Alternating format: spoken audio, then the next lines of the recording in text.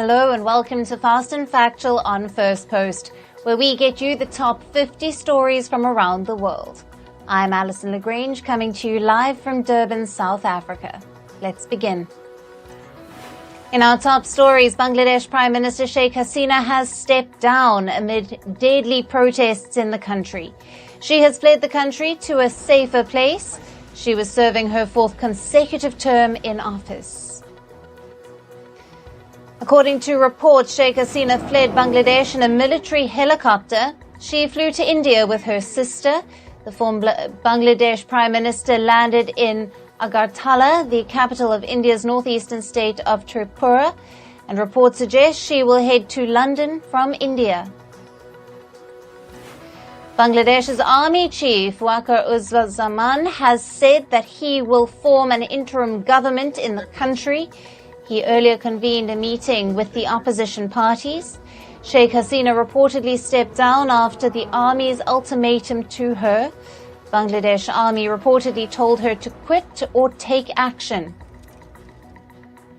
Celebrations erupted in Bangladesh's capital Dhaka after Sheikh Hasina's resignation from office. Cheers and chants echoed on the streets of Dhaka as students celebrated their win after the deadly protests. Anti-government protesters stormed Bangladesh Prime Minister's official residence in Dhaka. The protesters could be seen carrying away televisions, chairs and tables from the building. The chaos followed Sheikh Hasina's resignation. Protesters in Bangladesh vandalized a humongous statue of Sheikh Mujibur Rahman. He was the former president of Bangladesh and father of former Bangladesh Prime Minister Sheikh Hasina. The protesters climbing to the top of the statue to damage it. And the Bangladesh army chief, Wakar-uz-Zaman, has urged the protesters to stop the violence. In an address to the nation, Wakar-uz-Zaman had promised to protect the lives and property of the protesters. He said, and I quote, "Your demands will be fulfilled. Please stop the violence." A student-led protest over reservations in government jobs that began last month has culminated in Hasina's resignation. It started after the Bangladesh High Court reinstated a 30% quota for descendants of 1971 war heroes. The violent protest resulted in over 300 people being killed and several others injured so far. The demonstrations turned into a wider anti-government movement. Sheikh Hasina ruled Bangladesh for the last 15 years. She won her fifth term as Prime Minister in January this year.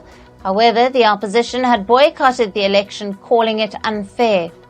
Hasina's government has been credited with the economic revival of the country.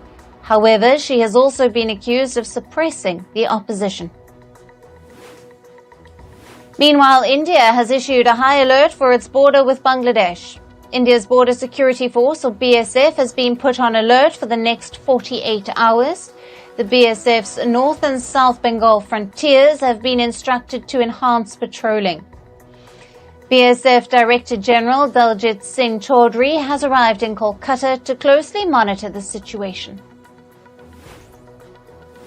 Jordan is making last-ditch efforts to stop Iran from attacking Israel. The Jordanian Foreign Minister Ayman Safadi visited Iran to urge for restraint. The visit comes after killing of Hamas leader Ismail Haniyeh in Tehran. Jordan is under pressure to cut ties with Israel and stop protecting it. Despite Safadi's efforts, Iran's President Masoud Pezeshkian has said that there would be a decisive response to Haniyeh's death.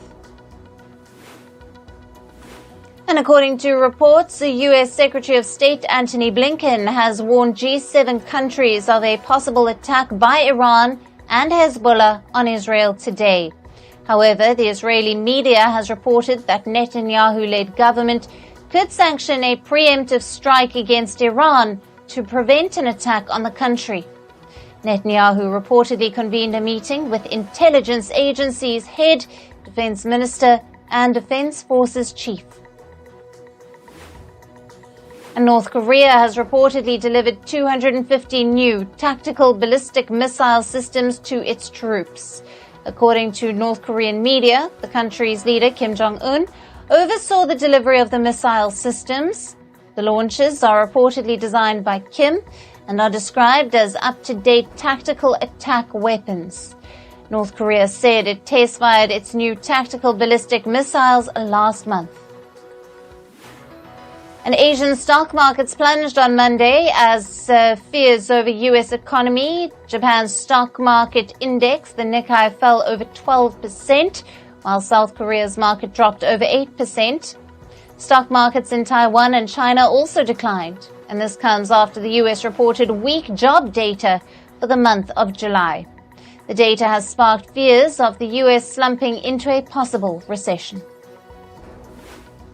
Moving to climate news now, in the Indian state of Maharashtra, hundreds were evacuated from various parts of the city of Pune due to floods triggered by heavy rainfall. Indian Army officials were deployed to help with the evacuation process. A red alert was issued for areas near water bodies. In Saudi Arabia, a raging flash flood has inundated parts of the mountainous region in the Jizan province. Now, according to reports, one person died after a bridge collapsed and several others were injured. Saudi weather officials have predicted more rainfall in the region this week. And Hurricane Debbie has turned into a powerful Category 1 storm. It will make landfall in the U.S. state of Florida today.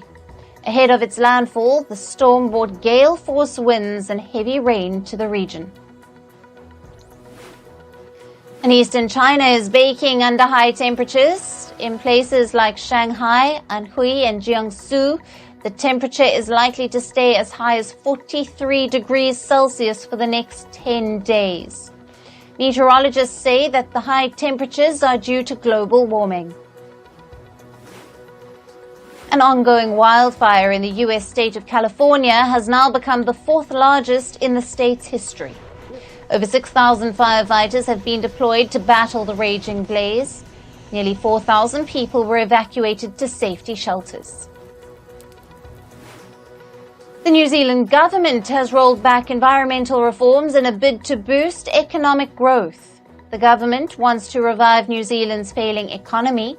However, critics say that this risks the prosperity of future generations. And on to business and tech news. The Indian stock market indices declined by over 2.6% during today's trade. The Sensex was down by over 2,200 points to the 78,768 mark. The Nifty dropped by over 660 points to reach the 24,000 level. All sectors fell into a sea of red, with automobiles, public sector banks and realty stocks dropping by over 4%. Uncertainty over the U.S. economy has pushed investors to look for safer investment assets. The Japanese currency, the yen, seems to have benefited from this fear. The yen has strengthened to over 142 against the U.S. dollar. Similarly, other currencies like the euro and the Swiss franc have also risen in value against the dollar. Meanwhile, oil prices also declined amid fears over the U.S. economy. The global oil benchmark, Brent crude, dropped by about 1.8% to $75.42 per barrel. The United States is one of the world's largest oil consumers. Oil prices have also been under pressure amid rising tensions in West Asia. Meanwhile, the world's largest cryptocurrency, Bitcoin, has declined in value by over 12% in the past 24 hours. It has plunged to a multi-month low, touching the $53,000 mark. Other cryptocurrencies, like Ether, have also declined. And the American billionaire investor Warren Buffett seems to be stocking up on cash amid economic fears. Buffett's company Berkshire Hathaway increased its cash reserves to over $276 billion as of June this year. This comes as Berkshire has reduced its shares in the iPhone maker Apple. The firm sold about 390 million Apple shares in the second quarter of this year. And Elon Musk has slammed America's central bank, the Federal Reserve. Musk said that the Federal Reserve has been foolish by not reducing interest rates already. The comments come as the Fed kept its interest rate unchanged in the last meeting. Some investors believe that the Federal Reserve has kept interest rates high for too long, and that has hurt the US economy. Meanwhile, Elon Musk's brain chip startup, Neuralink, has implanted its device in a second human trial patient. Musk says that the person had been paralyzed after suffering a diving accident. He said the implant procedure has gone extremely well. Neuralink implanted its brain chip in its first human patient in January of this year. The patient was later seen operating a computer cursor with his mind. And the US is reportedly planning to ban Chinese self-driving car softwares. The Biden administration is expected to issue the restriction in the coming weeks. They plan to bar certain advanced Chinese autonomous software in the US. The Biden administration is also planning to ban the testing of Chinese autonomous vehicles on American roads. Two companies linked to the Chinese real estate developer, the Evergrande Group, have entered bankruptcy. These units include Evergrande New Energy Vehicle and Evergrande Smart Automotive. This comes after creditors of these firms filed cases against them in a Chinese court. Evergrande has said that its EV units aim to reorganize their debt. The cybersecurity firm CrowdStrike has rejected a claim by Delta Airlines. The airline has blamed the firm for flight disruptions after a global computer outage last month. Delta's CEO said that they plan to take legal action to get compensation from CrowdStrike. However, CrowdStrike says it is highly disappointed by Delta's actions. The firm says that it reached out to Delta to offer on-site assistance, but did not receive any response. And now we move to sports news and all the latest updates from the Paris Olympics. America's Noah Lyles was crowned the fastest man in the world at the Stade de France in Paris. Lyles narrowly beat Jamaica's Kishane Thompson in a photo finish in the men's 100-meter race. Both runners clocked 9.79 seconds, with Lyles winning by just 0.05 of a second. America's Fred Curley took home the bronze medal. And Serbia's Novak Djokovic won his first Olympic gold medal at the age of 37, adding to the achievements of his illustrious tennis career. He defeated Spain's Carlos Alcaraz 7-6, 7-6 in a thrilling men's tennis singles final. Djokovic's victory came after years of waiting and previous setbacks. Overwhelmed with emotion, Djokovic knelt and cried on the court upon his triumph. Li Yang and Wang Qilin won Taiwan's first gold at the Paris Olympics in men's badminton doubles. They defeated top-seeded Chinese opponents Liang Weikeng and Wang Chang. Now, it was an emotional, charged match with the crowd chanting Taiwan, even though the eventual winners were competing under the banner of Chinese Taipei. The Taiwanese pair have retained their Olympic title, becoming the first men's badminton doubles team to do so. America's Sha'Carri Richardson won silver in the women's 100-meter final at the Paris Olympics. She finished the race in 10.87 seconds, 0.15 seconds behind St. Lucia's Julian Alfred, who took home the gold. Now, Richardson's achievement comes 3 years after being barred from competing in the Tokyo Games. She will return to the track for the 4x100-meter relay final on the 9th of August. And Lakshya Sen will compete for the Olympic bronze medal in badminton men's singles on the 5th of August. The 22-year-old shuttler from India will face Malaysia's Lee Zijia in the third-place match. The win would make Sen the first Indian to secure an Olympic medal in men's badminton. He would join Saina Nehwal and PV Sindhu as only the third Indian to win an Olympic badminton medal. And the Indian men's hockey team has reached the semi-finals at the Paris Olympics. They beat Great Britain 4-2 on penalty shootouts despite being reduced to 10 players. India will face Germany in the semi-finals. And Indian hockey player Amit Rohidus has been given a one-match ban at the Paris Olympics. The suspension comes after the Indian defender received a red card during India's match against Great Britain. Amit Rohidus swung his hockey stick and hit an opponent player in the face during a midfield clash. This occurred while he was trying to evade his rival. As a result of the suspension, he will miss India's semi-final clash against Germany. And the International Boxing Association, the IBA, will award Italy's Angela Carini $50,000 after she withdrew from her welterweight match at the Paris Olympics. Carini was defeated by Iman Khalif of Algeria in a bout that lasted just 46 seconds. The IBA also announced $25,000 each for Carini's federation and coach. The IBA has lost its international recognition from the International Olympic Committee last year. And Belgium have withdrawn from the Olympic mixed relay triathlon at Paris 2024 due to an athlete falling ill. Claire Mitchell, who finished 38th in the women's triathlon, was affected. It's still not clear if her illness was due to the water quality of the River Seine, where the swimming leg took place. Concerns about the Seine's poor water quality have been a major issue at the Games. The water quality led to the men's triathlon being delayed and the mixed relay practice swim being postponed.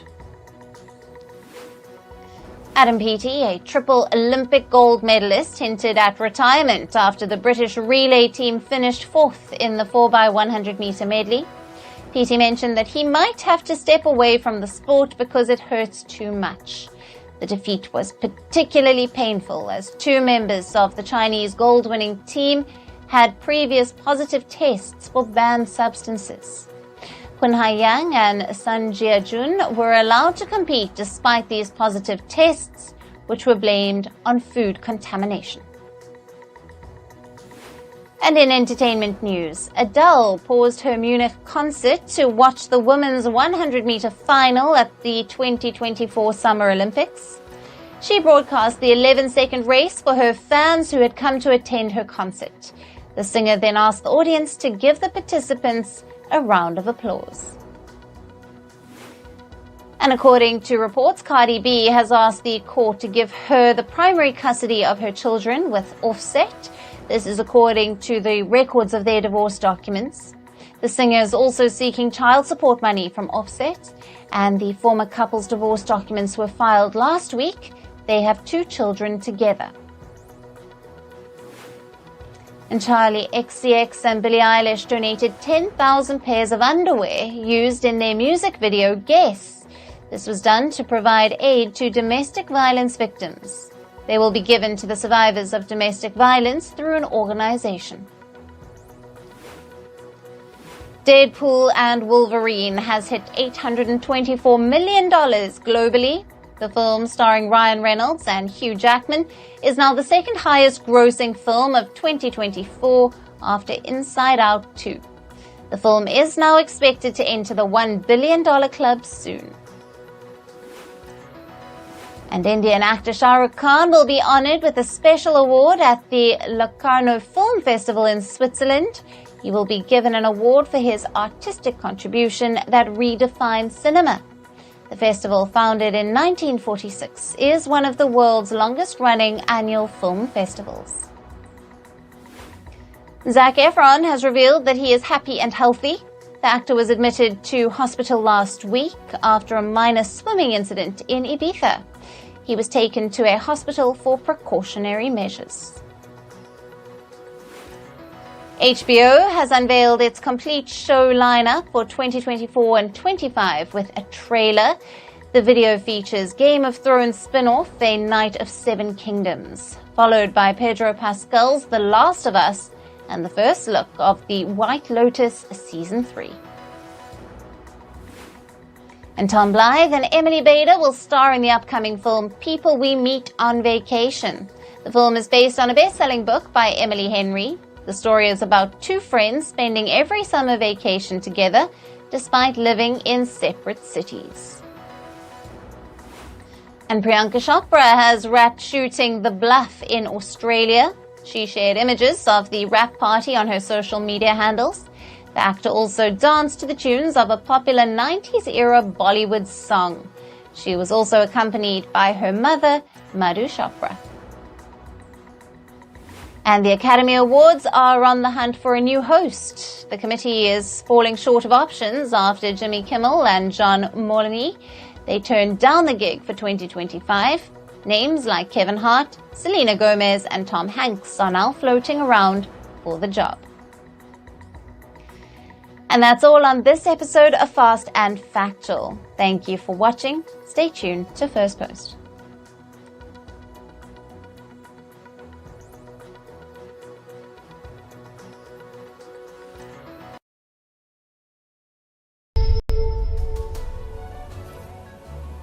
Hello, Namaskar. This is Firstpost, and you're watching Vantage with me, Palki Sharma.